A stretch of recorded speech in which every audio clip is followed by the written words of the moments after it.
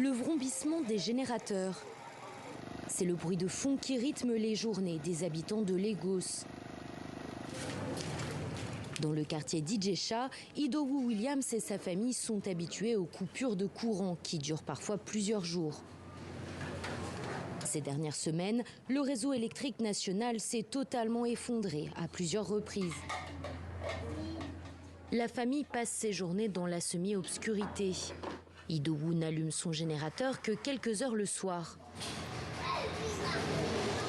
Mais une récente pénurie d'essence a encore compliqué les choses. Pendant le mois de février, c'était très difficile de trouver de l'essence. Le marché noir a explosé autour des stations-service. Alors que normalement on dépense environ 1000 naira par jour pour alimenter notre générateur, pendant la pénurie, on s'est mis à payer 5000, 6000, 7000 naira. Donc on a dû rationner l'essence.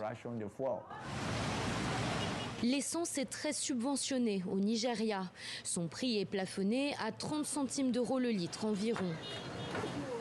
Ce n'est pas le cas du diesel qui alimente les générateurs les plus puissants, utilisés notamment par les commerces.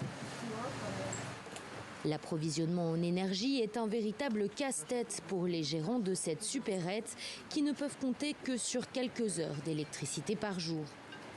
Dans l'arrière-cour, 2 générateurs permettent au commerce de tourner malgré les coupures. À l'époque où nous avons acheté ce générateur au diesel, ça nous revenait environ 300-350 naira par litre. Mais aujourd'hui, les prix ont doublé et on doit payer aux alentours de 700 naira le litre. Du coup, on limite l'usage de nos frigos. Quand ils sont froids, on passe sur ce générateur à essence là-bas, qui est moins puissant mais coûte aussi moins cher. C'est clair que ça nuit au business. Nos marges sont réduites. Au lieu d'augmenter le salaire de nos employés, tout notre argent part dans l'achat de diesel ou d'essence. Et dans les rayons, les produits livrés par camion coûtent de plus en plus cher. Ça, par exemple, ça a augmenté. Ce sont les fournisseurs. Ils ont revu leurs tarifs à la hausse à cause du coût du diesel. Dans certains quartiers de Lagos, même l'eau du puits se négocie 2 ou 3 fois plus cher qu'avant. Faute d'électricité, il faut utiliser un générateur pour faire fonctionner la pompe. D'après les chiffres officiels, l'inflation a bondi de plus de 15% en un an au Nigeria et les produits alimentaires sont particulièrement touchés.